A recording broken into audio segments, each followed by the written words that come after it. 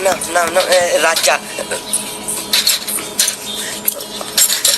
तुलसीदास खान। क्या? तुलसीदास खान? ये कैसा नाम है? ये चुप साले गुंडे बदमाश। बाप का नाम? जावेद चौरसिया। माँ का नाम? अरे मुमताज देवी।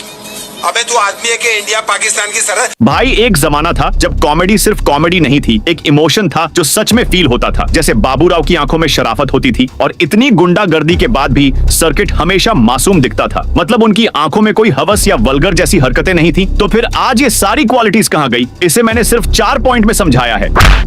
तो पहला पॉइंट है पास्ट। तो भाई अर्ली 2000 से 2010 तक कॉमेडी मूवीज की एक अलग ही वाइब बन चुकी थी और यही ऐसा टाइम था जिसमें एक से बढ़कर एक फिल्में आई थी, जैसे कि धमाल, हेरा फेरी 1 और 2, भागम भाग, हंगामा, चुप चुप के। और इन सारी फिल्मों में एक बात हमेशा कॉमन थी और वो बात थी नो लव एंगल फोकस। मतलब इन फिल्मों में प्यार मोहब्बत जैसी बातों पर ज्यादा ध्यान ही नहीं दिया गया था। जैसे चुप चुप के फिल्म में शाहिद और करीना से राजपाल यादव, शक्ति कपूर, परेश रावल ये इस फिल्म की मेन जान थे। वैसे ही हेरा फेरी में श्याम और अनुराधा से ज्यादा बाबूराव और राजू ने जलवा बनाया था। और ये सब फिल्में आज भी फैमिली फ्रेंडली है और अब तो इसे लोगों ने ही आइकॉनिक का टाइटल दे दिया है, क्योंकि इन सब फिल्मों में वल्गर तो दूर की बात है, एक गाली भी नहीं होती थी और ना ही कोई डबल मीनिंग वर्ड्स। तो फिर आजकल की फिल्मों में ये कहां है? इसे तुम दूसरे पॉइंट से समझ सकते हो। तो भाई आजकल के कॉमेडी फिल्मों के नाम मुश्किल से लोगों को याद रहते हैं, जैसे भूल भुलैया 3 या फिर बैड न्यूज जैसी फिल्में, जिनमें कॉमेडी के लिए टाइमिंग या डायलॉग इस्तेमाल नहीं किए जाते हैं, बल्कि एडल्ट ह्यूमर या सीन का इस्तेमाल होता है। मतलब ये लोग जानबूझकर चाहते हैं कि लोग डबल मीनिंग सोचे और हंसे, और अगर पब्लिक कुछ नहीं कर सकती है तो कम से कम व्यूज तो दे ही दे। और इसी के बीच हाउसफुल 5 जैसी फिल्म ने कॉमेडी के नाम पर सिर्फ हवस ही बनाई है। मतलब इस फिल्म में मुश्किल से 2 से 3 सीन होंगे जो कि फैमिली के साथ देख सके, बाकी सिर्फ या तो हीरोइंस को छोटे कपड़े पहनाकर कॉमेडी करने की कोशिश की है या फिर हीरो के हवस भरे एक्शन से। लेकिन इन सब में कॉमेडी गायब क्यों हुई है, ये तुम अगले पॉइंट में अच्छे से समझ जाओगे।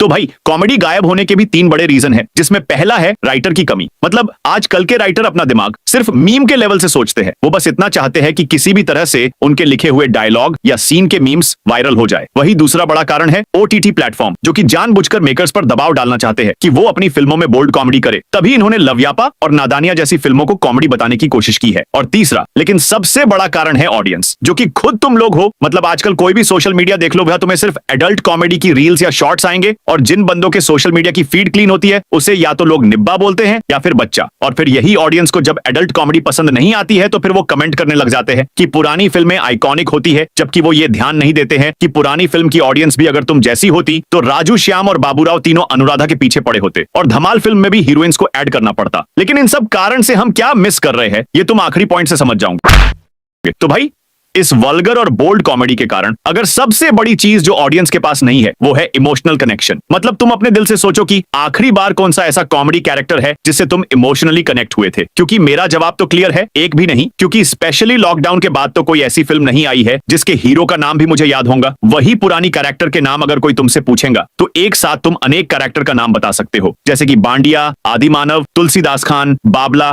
बंटी और ना जाने कितने हैं। और इतने सारे प्रॉब्लम है, लेकिन इन सब का सोल्यूशन सिर्फ एक है और वो है नजरिया। राइटर को अपने मीम्स के नजरिए से हटना होगा, ऑडियंस को अपने बोल्ड कॉमेडी के नजरिए से हटना होगा। और अगर वीडियो में कुछ भी बुरा लगा हो तो प्लीज मुझे माफ करना, और कुछ भी अच्छा लगा हो तो वीडियो को लाइक और सब्सक्राइब कर देना।